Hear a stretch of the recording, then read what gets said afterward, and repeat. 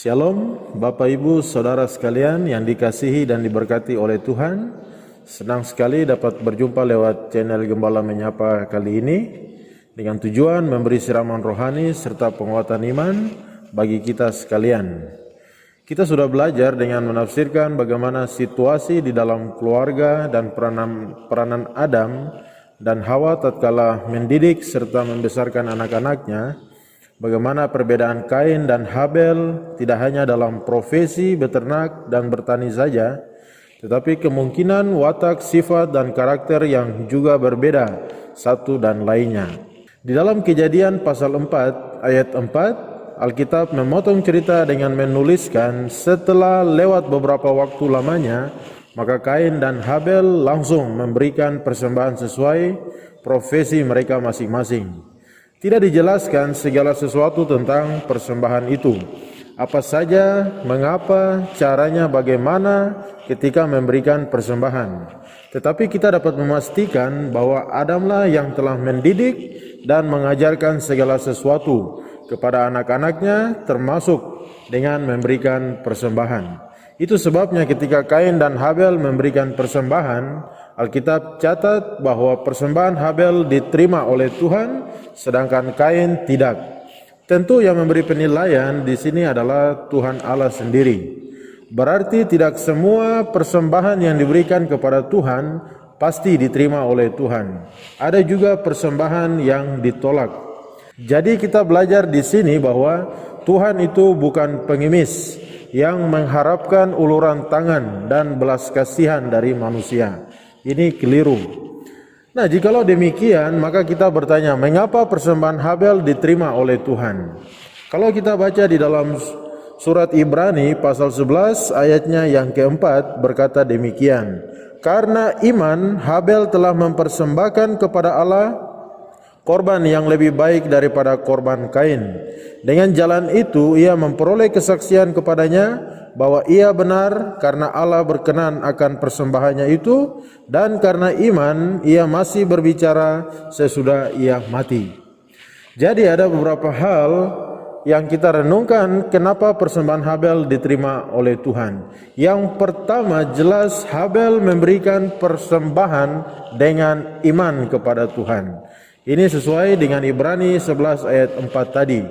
Berarti ketika Habel memberikan persembahan itu, dia sudah memiliki suatu konsep atau dasar iman di dalam hatinya, bahwa persembahan yang ia berikan adalah untuk Tuhan.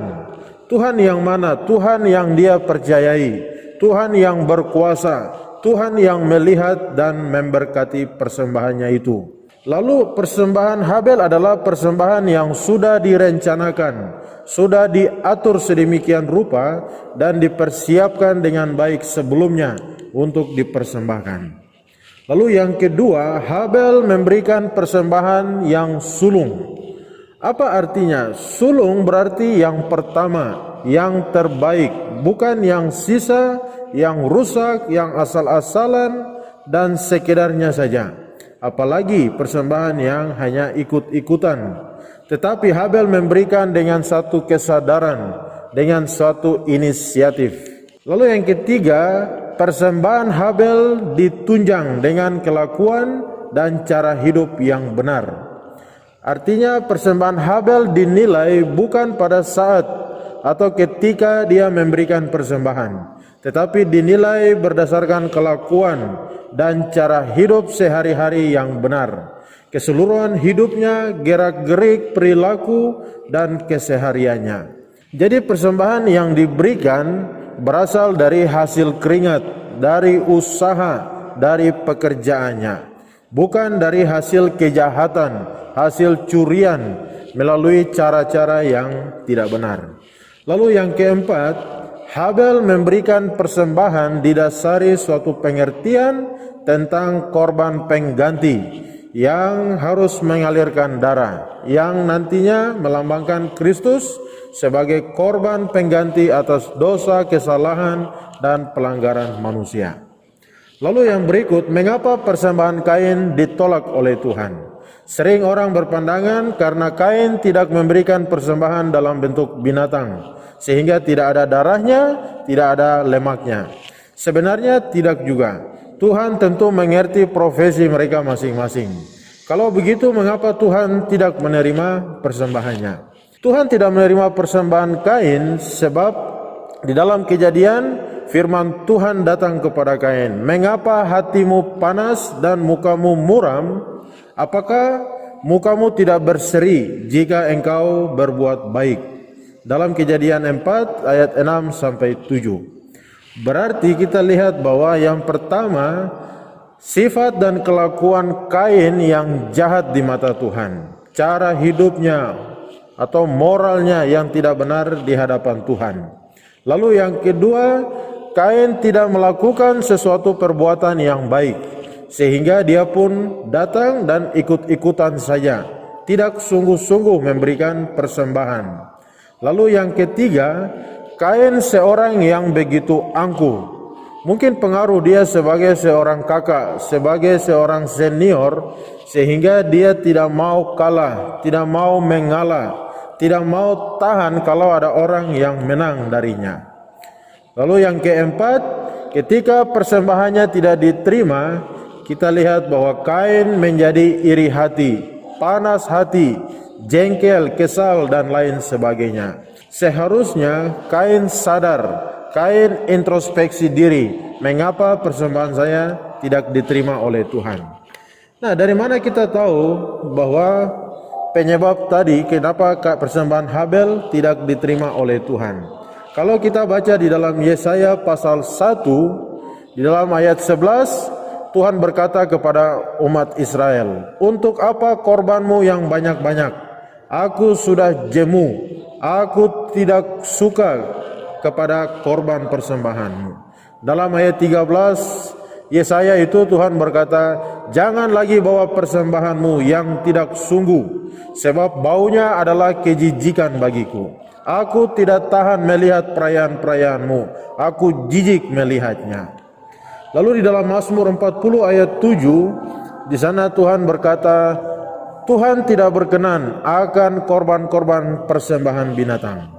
Berarti yang Tuhan lihat itu bukan persembahannya, tetapi hidup, keadaan, motivasi, dan kelakuan atau moral kita. Bukan berarti persembahan itu tidak penting, tetapi persembahan kita merupakan cerminan kehidupan kita. Yang kita hentar itu hanya benda mati. Dalam Ibrani 10 ayat 8 sampai 10, kita lihat bahwa korban persembahan yang sejati itu adalah Kristus sendiri. Kristus inilah yang Tuhan pilih, Tuhan tetapkan, Tuhan kehendaki yang sesuai dengan prinsip kebenaran.